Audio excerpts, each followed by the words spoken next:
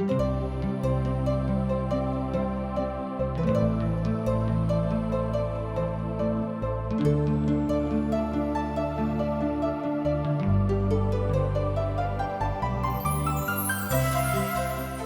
हार्दिक स्वागत कऽ रहल छी TWR इंडिया द्वारा प्रस्तुत आशक इजोत कार्यक्रम में। यह एकटा सिलसिलेवार ढंग सँ बाइबलक अध्ययन अछि आ हमरा जीवनके लेल उपहार अछि। परमेश्वर चाहै छथि कि एकटा मनुष्य एक पवित्र जीवन जियैक, पापोसँ छुटकारा पाबैक, जाहिसँ वह दंडके भागी नहीं बनैक। यह कार्यक्रम के माध्यम सँ दिशा हमरा सबके मार्गदर्शन करा रहल छथि। तऽ आउ ई कार्यक्रम के हम आरंभ करै छी। आशाक इजोत मैथिली कार्यक्रम में एक बेर और हम अहाँक अभिनंदन प्रभु यीशु मसीह मीठ आ पवित्र नाम में कऽ रहल छी। एहिठाम हमरा लोकनि 4 आ 5 अध्याय में देखै छी कि पिता परमेश्वर कोना कऽ दाऊदक जिंदगी में काज करैत छथि। एना तऽ हमरा लोकनि देखलहुँ हँ पछिला अध्याय में कि इस्राएल में गृह युद्ध आरंभ भऽ जाइत अछि। तकरा बाद हमरा लोकनि देखै छी कि ईसा बोसेतक हत्या भऽ जाइत छनि। ई काज गृहयुद्धक कारणे भेलिक। गृहयुद्धक कारणे साउल और योनातानक मृत्यु भऽ जाइत छनि आ एहि काल में परमेश्वरक लोकक अवस्था बड्ड खराब भऽ जाइत अछि। हमर भाई बहन, जहन देश में गृहयुद्ध आरंभ भऽ जाइत अछि तऽ जे केओ परमेश्वरक लोक छथि हुनक अवस्था बड्ड खराब भऽ जाइत छनि। एही तरह अहाँ बाजि सकलहुँ हैं कि इस्राएली राष्ट्रक जीवन में ई बड्ड संकटक काल छल। मुदा ओहि कालक इस्राएली इतिहासक लेल सेहो ई बड्ड खराब काल छल, सेहो अहाँ बाजि सकैत छी। पवित्र पोथीक महान विद्वान एहिठाम कहैत छथिन कि ई काल इस्राएली राष्ट्रक अहाँ कायर धागाक रूप में सेहो देख सकैत छी। आ अब हमरा सब देखैत छी जे ईसा बोसेतक हत्या जे इस्राएली राष्ट्रक लेल एहिठाम नीक चिन्ह नहि छल। साउल के एहिठाम हमरा लोकनि देखैत छी जे ओ एहिठाम से चलि गेलाह, अर्थात एहि संसार से विदा भेला। मुदा ओ अपन विदा होय से पहिने एहन एहन काज कऽ के गेलाह जे प्रभुक नजर में नीक वा उचित नहि रहनि। अर्थात एना कहियो कि जे बात इस्राएली राष्ट्रक लेल प्रतिकूल नहि रहेके। एहिठाम हमरा लोकनि देखैत छी कि प्रतिकूलता में साउल अपन जिंदगी के बितौलथि आ एहन कोनो काज ओ एहिठाम से कऽ के नहि गेलाह जाहिसँ परमेश्वर के आनंद भेटनि। अर्थात दाऊदक विरोध आब सेहो लोग आरंभ कऽ दैत अछि। किछु लोग हुनक विरोध कऽ रहल छथि, किएक तऽ हमरा लोकनि एहि अध्याय में देखैत छी कि ओ संपूर्ण इस्राएली राष्ट्रक ऊपर राजा के रूप में प्रतिष्ठित भऽ जाइत छथि। मुदा एही कारणे बहुत केओ हुनका अपन राजा मानय से इनकार कऽ दैत छथिन। जहन साउलक पुत सुनलथि जे अबनेर हेब्रोन में मारल गेलाह, तहन हुनक हाथ ढीला पड़ि गेलनि आ समस्त इस्राएली सब सेहो घबरा गेलाह। साउलक पुत 2टा लोक रहनि जे दलक सरदार छलाह। एक गोटेक नाम बाना और दोसर गोटेक नाम रेकाब रहनि। ई दोनों बेरोतावासी बिन्यानी रिमेनोक पुत छलाह। बेरोती लोक गिलेमेकक दिस भागि गेलाह आ आजुक दिन धरि ओही ठाम परदेशी भऽ कऽ रहैत छथि। एहिठाम आजुक दिन सँ मतलब भेल जाय काल में ई घटना घटल रहै, जाय काल में दाऊद एहि संदर्भ में ओहिठाम ठाढ़ छथि। दोसर सामुएलक पोथी तकर 1 अध्याय 1 पद सँ लऽ कऽ 3 पद में ई बातक अहाँ देख सकैत छी। बेरोती लोकनि साउलक हाथे निकृष्ट कयल गेल छलाह। ओ सब भागि कऽ गिमेत चलि गेल छलाह। ओ बिन्यामीनी नगरीक लग रहैत छलाह। साउलक पुत योनातान एकटा एहिठाम नंगरा बेटा रहनि। जहन इरेजेल सँ साउल और योनातानक समाद आबि गेलैक तहन ओ 5 बरखक छलाह। ओहि काल में ओकर दाइ ओकरा उठा कऽ लऽ गेल छलीह और घबरा कऽ अपना लग राखने छलीह। एहि बातक हमरा लोकनि सेहो एहिठाम देखैत छी जे इस्राएली राष्ट्रक एकटा गंभीर बातक दिस इशारा करैत अछि। एहिठाम हमरा सब इस्राएली राष्ट्रक ओहि कायर धब्बाक दिस देखैत छी जतऽ परमेश्वरक महिमा बड्ड कम मुदा संसारक महिमा होइत देखैत छी। अर्थात शैतानक महिमा ओहिठाम होइत हमरा लोकनि देखैत छी जे बड्ड दुखक बात अछि। और पाँव टूट गेल रहन और ओकर नाम मपी बोसेत रहन।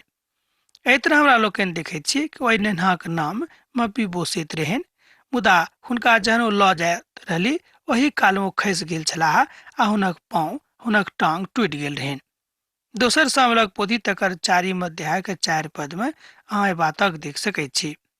मपीबोसेत एकटा असामान्य नाम छल, मुदा स्मरण राखब किएक तऽ मपीबोसे आर दाऊदक कथा पवित्र शास्त्र पवित्र बाइबिलक महान कथा में सँ एक बात अछि। ई नेन्हा योनातनक पुत्र छलाह। ओ जाबे धरि जीवित छलाह ओ दाऊदक लेल एकटा बड़ नीक वा घबराहटक कारण सेहो बनि गेल छलाह। मुदा योनातनक बेटाक ओ तकलीफ दै के इच्छा नहि राखैत छलखिन के तऽ दाऊद कारण रहन हुनक पिताजी दाऊदक एकटा खूब नीक मित्र में सँ छलाह। मुदा एना कहियो कि ओ दाऊद का अपन प्राणों से बेसी प्रेम करैत छलखिन। एहि बातक हमरा लोकनि अध्ययन कऽ चुकलहुँ हैं, किएक तऽ ओ स्वयं कहैत छथि कि हम अपन प्राणों से बढ़ि कऽ अहाँसँ प्रेम राखैत छी। बेरोती रेमोनक पुत्र रेकाब और बाना तेज धूपक काल में इसबोसेतक घर पर अयलाह। ओहि काल में ओ ओहिठाम दुपहिया में आराम करैत छलाह, जे बैस कऽ दुपहिया में ओ गेहूं लऽ जेबाक बहाना सँ घर में घुसि गेलाह और ओकरा पेटक ऊपर प्रहार कऽ देलनि। रेकाब और ओकर भाई बाना भागि गेलाह। एहि तरह हमरा लोकनि देखैत छी कि इसराइल में जे गृह युद्ध आरंभ भऽ गेल अछि अखन धरि थमय के नाम नहि लऽ रहल अछि। अर्थात गृह युद्धक कारणे एहिठाम हमरा लोकनि देखैत छी कि बहुत जे प्रमुख लोक सब छलाह ओ मारल जा रहल छथि। एहि बातक अहाँ दोसर सामुएलक पोथी तकर 4 अध्याय 5 पद आ 6 पद में देख सकैत छी। जँ अहाँक लग पवित्र पोथी अछि तऽ अहाँ 4 अध्याय खोलि कऽ देखियौ 5 पद आ 6 पद के। रेकाब और बाना साउलक सेना में पदाधिकारी छलाह, सेहो एहि बातक उल्लेख एहिठाम मिलैत अछि। जहन देखलथि जे अबेनेर मारल गेलाह तहन ओ सब दाऊदक शक्तिक अंदाजा लगा लेलनि। जहन ईसा बोसेत सुतल छलाह ओही काल में ओ सब हुनका मारि देलनि। तकरा अहाँ इसराइली देशक एकटा बड़ खराब बातक पाइ सकैत छी जे इसराइली इतिहासक एकटा कायर धब्बा रहेके। एक कायर धब्बा के ओहि ठाम से हटावल नहीं जा सकै, किएक तो सब परमेश्वरक विरुद्ध में पाप कयने छलाह। हमर भाई बहिन, जेना हम बेर बेर आजुक दिन अहाँ से बाजि रहल छी कि पाप अहाँ किएक नहीं करू, मुदा जँ अहाँ परमेश्वरक भक्त भेलाक बादो जँ अहाँ पाप कऽ रहल छी तऽ पापक वह सजा भेटतैक जे सजा एकटा पापी के भेटैत अछि। ई अहाँ नहीं बुझब कि अहाँ परमेश्वरक लोक छी, परमेश्वरक भक्त छी तऽ अहाँक सजा नहीं भेटत, से बात नहीं। तहन एहिठाम बाजल जा सकैत अछि, जे सोचल जा सकैत कि जे बात परमेश्वरक इच्छा के विरुद्ध में अछि आ जँ अहाँ ओहि बातक करब तऽ अहूँ वएह सजा भोगब जे एकटा पापी भोगैत छथि। अर्थात पापक सजा जे होइत अछि वह सजा अहूँके भेटत। पवित्र पोथी के अनुसार हमरा लोकनि देखैत छी कि पापक सजा तऽ मृत्यु थिक। ओ सब ईसा बेसेतक मूड़ी के लऽ कऽ दाऊदक लग आबि रहल छलाह, मुदा एहि तरहक घृणित काजक ओ सब कहियो अर्थात दाऊद कहियो स्वीकार नहीं करता, से अहाँ जानैत छी। किएक तऽ हमरा लोकनि सुनलहुँ हैं कि जहन साउलक मृत्युक विषय में आ जहन योनातनक मृत्युक विषय में दाऊद सुनलथि तऽ हुनका नीक नहीं लागलनि। एही तरह एहूठाम हमरा लोकनि बाजि सकैत छी कि जहन ओ ईसा बेसेतक मूड़ी के देखताह तऽ हुनका प्रसन्नता नहीं हेतैक। एहिमे कोनो संदेह नहीं थिक। अर्थात दाऊद सचमुच में परमेश्वर के चुनायल राजा छलाह, मुदा हुनक न्याय परमेश्वरक न्याय होइत रहनि। तहन एहि तरहक बातक कहियो दाऊद बढ़ावा नहीं दऽ सकैत छथि। एहि बातक हमरा लोकनि गंभीरता सँ देखैत छी।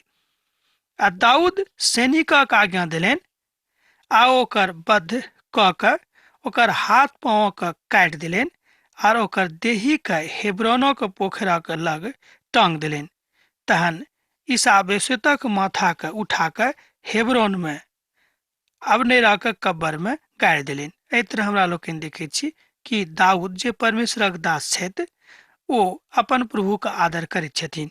हमर भाई बहिन, एहि तरह हमरा लोकनि देखैत छी कि गृह युद्धक काल में बहुत लोकक खून खराबा भऽ रहल अछि, मुदा एहिके बादो दाऊद विचलित नहि होइत छथि आ अपन प्रभुक संगे लागल छथि। तैं आजुक दिन में लोक सब दाऊदक उपमा दऽ कऽ बताबैत छथि कि दाऊदसँ नीक आर केओ परमेश्वरक दिससँ राजा आजुक दिन धरि संसार में नहि भेल छथिन। रिकाब और बेना खूनी छलाह, मुदा राजा दाऊद हुनक काजक लेल अर्थात हुनक कुकृत्यक लेल हुनका सजा दऽ देलनि, अर्थात बाकी के 11 प्रजाति के एहि बातक ज्ञान भऽ गेलनि जे ई सब दाऊदक प्रतिकार नहि कऽ सकैत छथि। तहन ओ सब शांति प्रक्रिया के दिस अपन हिस्सा के बढ़ाबैत छथि। एहि तरह हमरा लोकनि देखै छी कि इसराइल में एक बेर पुनः गृह युद्धक समाप्ति आर शांति के प्रक्रिया आरंभ भऽ रहल अछि। हमर भाई बहिन, ई कोना कहत जँ हमरा सब परमेश्वरक संगे लागल रहब, जँ हमरा सभक प्रेम परमेश्वरक संगे रहत, तहने हमरा लोकनि शांति प्रक्रिया के दिस आगाँ बढ़ि सकैत छी। जेना एहिठाम हमरा लोकनि देखैत छी कि 11 प्रजातिक लोग, 11 गोत्रक लोग जहन एहि बातक बुझि गेलाह कि हमरा सब अब दाऊद के नहि कऽ सकब प्रतिक्रिया, तहन ओहिठाम हुनका संगे लागि गेलाह, अर्थात दाऊद के प्रतिकार ओ बुझि गेलखिन कि हमरा सबसँ नहि होइत, मुदा हमरा सब नहि कऽ सकब, तहने ओ हुनका दिस फिर गेलाह, अर्थात दाऊदक दिस। दोसर शब्द में हम एना बाजि सकैत छी बातक कि जहन ओ बुझि गेला कि हम परमेश्वरक राजासँ अर्थात परमेश्वरक दिससँ जे अभिषिक्त राजा हमरा सभक लेल देवल गेल अछि अर्थात दाऊद, हुनक प्रतिकार हमरा लोकनि अब नहि करब आ हमरा लोकनि हुनक साथ में रहब, अर्थात हमरा सब परमेश्वरक संगे रहब। सोझ गप में एहि बातक हमरा लोकनि एना बुझि सकैत छी। तहन आजुक संदर्भ में अहाँ देख सकैत छी कि परमेश्वर अहाँसँ प्रेम राखैत छथि कि नहि। एहि बातक विश्लेषण अहाँ कोना करबै हमर भाई बहन? एहि बातक विश्लेषण अहाँ स्वयं के जिंदगीसँ कऽ सकैत छी। एहि बातक लेल आर कोनो विशेष गंभीर अध्ययनक आवश्यकता नहि थिक। दाऊद समस्त इस्राएली राष्ट्रक राजा बनि जाइत छथि। एहि तरह हमरा लोकनि एहिठाम देखैत छी। तहन इस्राएलक समस्त गोत्र दाऊदक लग हेब्रोन में आबि कऽ बाजऽ लगलाह, सुनू हमरा सब और हमरा सब एके हाड़ मानस के थिकौ हैं, अर्थात एहिठाम इस्राएली गोत्र के समस्त लोग ओहिठाम जोर भऽ कऽ दाऊद के बात कहलन कि सुनू हमरा सब तऽ एके हाड़ मानस के लोग थिकौ हैं। एहि बातक अहाँ एक पद में देख सकैत छी। जँ अहाँके लग पवित्र पोथी बाइबिल अछि, ओतऽ एहि तरह बतायल गेल अछि। तहन इस्राएलक समस्त गोत्र दाऊदक लग हेब्रोन में आबि कऽ बाजऽ लगलाह, सुनू हमरा सब और अहाँ एके हाड़ मानस के थिकौ हैं। इसराइली के समस्त गोत्रक लोक अपन प्रतिनिधि के एहि बातक बुझि गेलाह, अर्थात अपन प्रतिनिधित्व के रूप में हुनका स्वीकार कऽ लेलखिन आ ओ बुझि गेलखिन कि अद्वैत परमेश्वरक सन्मुख में हमरा सब दाऊदक प्रतिकार नहि कऽ सकलहुँ हैं, अर्थात इसराइली सभक मन में परमेश्वरक भय, परमेश्वरक आदर एक बेर और आबि जाइत अछि। तहन हम बाजि सकलहुँ हैं कि शांति बहाली में, शांति प्रक्रिया में एकटा महान काज इसराइली राष्ट्र में कऽ रहल अछि। एहिठाम हमरा लोकनि देखैत छी कि जे संपूर्ण इसराइल में गृह युद्ध आरंभ भऽ गेल रहै, तकर अब समापन शनै शनै भऽ रहल अछि, बा एना कहियो कि गृह युद्ध समाप्ति के दिस बढ़ि रहल अछि। किएक तऽ संपूर्ण इसराइली गोत्र एकठाम जोर भऽ कऽ हेब्रोन में दाऊद से कहलन कि सुनू हमरा दुनू तऽ हमरा सब तऽ एके हाड़ मानस के थिकौ हैं। एहिठाम हमरा लोकनि इसराइलक ओहि बातक देखैत छी जे महानता के दिस लऽ जाइत अछि आ कथन तऽ बड्ड सत्य छल। एहिठाम हमरा लोकनि देखैत छी कि 7 सालक गृह युद्धक बाद लोक सब दाऊदक राजा मानि कऽ अपन काजक आरंभ कऽ दैत अछि। तहन एकटा बातक आर एहिठाम सिखलहुँ हैं कि संपूर्ण इसराइल में 7 बरख धरि ओहिठाम गृह युद्ध रहलीक। तकरा बाद ओ सब स्वयं परमेश्वरक दिस फिरैत छथि आ संपूर्ण इसराइल में शांति बहाली एक बेर और भऽ जाइत अछि, अर्थात एहि दाऊदक कारणे एहि संसार में मसीह सेहो आबैत छथि, सेहो हमरा लोकनि एहिठाम देखैत छी। एहि दाऊदक कारणे संपूर्ण इसराइल में शांति प्रक्रिया आरंभ भऽ गेलै आ एहि दाऊदक कारणे एहि संसार में मनुष्य जातिक लेल एकटा उद्धारकर्ता आबैत छथि। एहि बातक हमरा लोकनि सीखैत छी। अर्थात दाऊदे के कारणे संसार में प्रभु यीशु मसीह के आगमन संभव भेलै सेहो विद्वान सब कहैत छथिन। मुदा इसराइली सब हुनका की कहैत छथि तकरा विषय में एहिठाम हमरा लोकनि देखैत छी। एहिठाम हम दाऊदक विषय में कथा कऽ रहल छी, यीशु मसीह के विषय में नहि। आ भूतकाल में जहन साउल हमर राजा छलाह तहन ओहू काल में तऽ अहीं इसराइली के नेता छलहुँ हैं। आ प्रभु अहाँ से कहलेन जे हमर प्रजा इसराइली के चरवाहा आ प्रधान अहीं के होइब। एहि तरह हमरा लोकनि एहिठाम 5 अध्याय के दोसर पद में देखैत छी जे बात बड्ड सत्यक दिस इशारा कऽ रहल अछि कि प्रभु परमेश्वर हुनका दिस सँ आबैत छथि। अर्थात इसराइली प्रजा दाऊदक राजा के रूप में बड्ड देरी सँ स्वीकार करैत छथि। आ प्रभु हुनका सभक ऊपर प्रशासक नियुक्त कऽ दैत छथिन।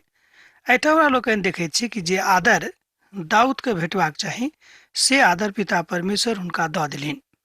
हुनका सभक तऽ दाऊदक बहुत पूर्वे काल सँ दाऊदक राजा के रूप में स्वीकार कऽ लेबाक जरूरत रहै, मुदा ओ सब नहि केने छलाह। मनुष्य जाति के एहिठाम जे सामान्य स्वभाव होइत थिक तकरा विषय में एहिठाम बतायल अछि। अब इसराइली सब अपन नीक दिनक दिस बढ़ैत छथि और ई काल इतिहासक बड़ नीक काल आ शांति के काल कहल जा सकैत छै। अखन धरि हमरा सब देखैत छलहुँ हैं, एना कहियो अखन धरि हमरा सब अध्ययन कऽ रहल छलहुँ हैं कि इसराइल में गृह युद्ध छलैक आ एक राजा दोसर के मारि दैत रहैक, मुदा बहुत केओ एहिमे मरायल छलाह। मुदा दाऊदक रूप में जहन एकटा नीक राजा प्रतिष्ठित भेलाह तहन संपूर्ण इसराइली राष्ट्र में शांति के स्थापना भऽ गेली के। एहि तरह हमरा लोकनि एहिठाम देख रहल छी। एही बातक विषय में एहिठाम 3 पद सँ लऽ कऽ 6 पद धरि बतायल गेल अछि। दाऊद अपन विषय में लोक के एहि तरह कहैत छथि कि परमेश्वर जहन हमरा अहाँके लेल राजा के रूप में प्रतिष्ठित केने छथि तहन ओ स्वयं के एकटा सेवकक रूप में प्रतिष्ठित कऽ रहल छथिन, किएक तऽ हुनका मालूम रहन कि राजा के मुख्य काज की होइत अछि।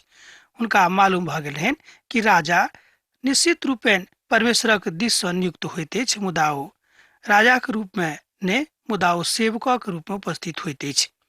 एहि विषय हमरा लोकनि लूका के रचिल सुसमाचार में देखैत छी। लूका प्रभु यीशु मसीह के लोकक एकटा सेवकक रूप में प्रस्तुत केने छथि। एहिठाम एही तरह दाऊद स्वयं के एकटा सेवकक रूप में प्रस्तुत कऽ रहल छथि। दाऊद अपन राजधानी के यरूशलेम लऽ जाइत अछि। हमरा लोकनि देखैत छी कि इसराइली राष्ट्रक राजधानी अब यरूशलेमक दिस जा रहल अछि। अखन धरि ओ हिब्रोन में छलैक। राजा दाऊद अपन राजधानी के हेब्रोन से यरूशलेमक दिस लऽ जाइत छथि, जाहि सँ इसराइली राष्ट्रक उन्नति होइक। किएक तऽ विद्वान सब कहैत छथिन कि जाबे धरि राजधानी ओतऽ नहि जेतैक ताबे धरि इसराइली राष्ट्रक नियुक्ति वा हुनक उन्नति नहि होइतैक। तहन राजा अपन सैनिकक साथ लऽ कऽ यरूशलेम गेलाह आ ओतऽ ओ जाकऽ यबूसी लोकक ऊपर चढ़ाई कयलथि। ओ जाय देशक निवासी छलाह। ओ सब बुझि गेला जे दाऊदक हमरा लोकनि एहिठाम पराजित नहि कऽ सकैत छी, अर्थात दाऊद हमरा सभक ऊपर सशक्त रूप में छथि।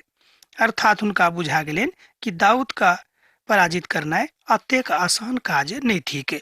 हमर भाई बहन, यह बात हमरो सभक संगे भऽ सकैत अछि। हमरा सब कहियो जे परमेश्वरक लोक छथि, जे सत्य रूप में प्रभु के मानैत छथि, हुनका पराजित नहि कऽ सकैत छी। ओ सब हुनका कहलनि जाबे धरि अहाँ अन्हार और लंगड़ा के दूर नहीं करब ताबे धरि अहाँ ओतऽ घुरि कऽ नहीं आबि सकैत छी। तैयो दाऊद सियोनो नामक एकटा गढ़क लऽ लेलनि, वह दाऊदपुर कहाबैत अछि। एहि बातक हमरा लोकनि इतिहासक दिस लऽ जा रहल छी। एहिठाम हमरा सब इसराइली राष्ट्रक के ऐतिहासिक पृष्ठभूमि के दिस देखैत छी। दोसर सामुएलक पोथी तकर 5 अध्याय आ 6 आ 7 पद में एहि बातक बतायल गेल अछि। तहन हमर इच्छा अछि जे हम अहाँके लेल एक बेर आर 7 पदक आखिरी प्रभागक दिस ध्यान दी। तैयो दाऊद सियोन नामक गढ़क लऽ लेलनि, वह दाऊदपुर कहाबैत अछि। एक बेर और एहिठाम हमरा सब देखैत छी जे ओहिठामक लोक दाऊदक स्थिति के बुझि जाइत छथि और अपन रक्षकक रूप में हुनका स्वीकार कऽ रहल छथिन। एहि तरह हमर मित्रवर हमरा लोकनि एहिठाम देखैत छी कि पिता परमेश्वर जहन हुनका एकटा नीक सेवकक रूप में उपस्थित कऽ देलनि, प्रतिष्ठित कऽ देलनि, तहन लोको सब हुनका आब सने सने स्वीकार कऽ रहल छथि। अर्थात दाऊदक जे वास्तविक स्थिति रहनि से उभरि कऽ सन्मुख में आबैत अछि। एहि तरह हमरा सब देखैत छी कि परमेश्वरक ओ महान कृपा हुनका सभक जिंदगी में उभरि कऽ सन्मुख में आबि रहल अछि। एहिठाम हमरा सब वह स्थिति के देखैत छी जाहि स्थिति के विषय में पिता परमेश्वर बतौने छथि। एहिठाम दाऊद स्वयं के एकटा नीक राजा के रूप में उपस्थित करबाक फेरा में छथि, बा एना कहियो कि ओ चाहैत छथि कि लोग हुनका बुझनि कि ओ परमेश्वरक दिशा एकटा नीक राजा के रूप में हिनका सभक सन्मुख में प्रतिष्ठित भेल छथि। अब तऽ दाऊदपुर अर्थात सियोन दाऊदक बड़ रुचिकर जगह भऽ गेलनि आ एही तरह ओहि नगरीक ऊपर दाऊदक बड़ मजबूती सँ पकड़ भऽ जाइत छनि। एहि बातक अहाँ पद 9 में देख सकैत छी। जँ अहाँक लग पवित्र पोथी बाइबिल अछि तऽ अहाँ देखियौ खोलि कऽ पद 9। दाऊद ओहि गढ़ में रहक लागलाह आ ओहि गढ़क नाम दाऊदपुर राखलनि। दाऊद चारू दिस जे शहरपनाह छलैक तकरा ओ बनबौलखिन। अर्थात दाऊद से पहिने ओहि नगर में शहरपनाह बनल नहि रहैक, मुदा ओ चारू तरफ से ओ दाऊद ओहि नगर के घेर देलखिन, अर्थात चारू दिस से घेरमा बना देलखिन। एहि तरह हमरा लोकनि सोझ गप में एहि बातक बुझि सकैत छी। मुदा एहि नगरी के एकटा आर आत्मिक अर्थ होइत अछि कि हमरा सब मान लियौ जँ चारू दिस से स्वयं के पवित्र आत्मा से नहि घेरने रहब तऽ हमरा सब पाप कऽ सकैत छी। एहि नगरी के जे शहरपनाह अछि, एहि नगरी के जे घेरमा अछि, एहि बातक दिस इशारा कऽ रहल अछि कि जँ हमरा सभक जिंदगी में चारू दिस से पवित्र आत्मा के घेरा नहीं रहत तऽ हमरा लोकनि पाप कऽ सकैत छी। एहि में संदेह नहीं अछि। पाप मनुष्य जाति के मन में बसल रहैत अछि, मुदा प्रभु के मालूम छनि, परमेश्वर के मालूम छनि कि मनुष्य जाति पाप कऽ सकैत छथि। ताहि दुआरे ओहि संसार में उद्धारकर्ता के पठौलथि। ओहि से पहिने बहुत अपन लोकक पठौलथि जाहि सँ लोक सब परमेश्वर से बनल रहि। एहि तरह हमरा लोकनि दाऊदक देखैत छियनि कि दाऊद राजा होइतेयो परमेश्वरक भय राखे वाला लोग छलाह, मुदा तैं प्रभु हुनका बड़ आदरक साथ कहैत छथिन कि दाऊद हमर हृदय में बसऽ वाला लोग छथि, अर्थात दाऊद हमर मनक अनुसार लोग छथि। दाऊद सबसँ पहिने सियोन नगरक ऊपर अपन पकड़ मजबूत कैलथि आर अपन गढ़ ओहिठाम बनवाबैत छथि। एहि तरह हमरा लोकनि देखैत छी कि राजकाज में जे काज मुख्य रूपे मजबूती के साथ बढ़बाक जरूरत रहे से एहिठाम दाऊद बढ़ा दैत छथिन। आ दाऊद बढ़ैत गेलाह और महान बनि गेलाह। सेनाक प्रभु परमेश्वर हुनका संगे रहनि। एहि बातक हम जहन पढ़ैत छी तऽ हमरो मोन बड़ गदगद भऽ जाइए, किएक तऽ एहिठाम लिखल गेल अछि आ दाऊद बढ़ैत गेलाह और महान बनि गेलाह, सेनाक प्रभु परमेश्वर हुनका संगे रहनि। एहिठाम प्रभु परमेश्वर बता रहल छथि। विद्वान सब कहैत छथिन कि दाऊदक संगे पिता परमेश्वर छलाह, एहिमे संदेह नहि थिक। हमर भाई बहिन, जहन प्रभु परमेश्वर अहाँक संगे छथि तऽ केओ अहाँके प्रतिरोधी नहीं भऽ सकैत छथि, अहाँके प्रतिकूल में केओ कथा नहीं कऽ सकैत छथि। आ जँ केओ कथा करबो करता तऽ पिता परमेश्वर हुनका पराजित कऽ देथिन। ओ शोर कऽ कऽ राजा हिराम दाऊदक लग दूध और देवदारक लकड़ी बढ़ौलथि आ राजा मिस्त्री के सेहो ओ पठौलथि। एहिठाम हमरा लोकनि राज मिस्त्री आर जे बात गढ़क लेल जरूरत रहे तकरा एहिठाम होइत हमरा लोकनि देखैत छी। आर ओ राजा दाऊदक लेल एकटा राज प्रसादक बनबौलथि। एहि बातक हमरा लोकनि 10 पद 11 पद में देखैत छी। आब आजुक अध्ययन हमरा एहिठाम समाप्त करबाक आज्ञा दिअ, किएक तऽ अहाँ से विदा होय के काल भऽ रहल अछि। पाती लिखनाइ नहीं बिसरायब।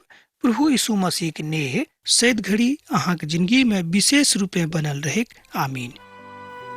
हमरा विश्वास अछि कि ई कार्यक्रम अहाँ के लेल लाभदायक सिद्ध भेल अछि। हम चाहै छी कि अहाँ अपन आशीषों के हमरा संग साझा करू। जँ अहाँ के नजीक बाइबल सँ जीवन सँ संबंधित कोनो प्रकार के प्रश्न भऽ सकै अछि तऽ अपन समस्या के लेल प्रार्थना करबा के लेल जँ चाहै छी तऽ हमरा फोन पर जरूर संपर्क कऽ सकै छी। परमेश्वर अहाँ सब के एकटा सुखद आनंदित दिन प्रदान करैक।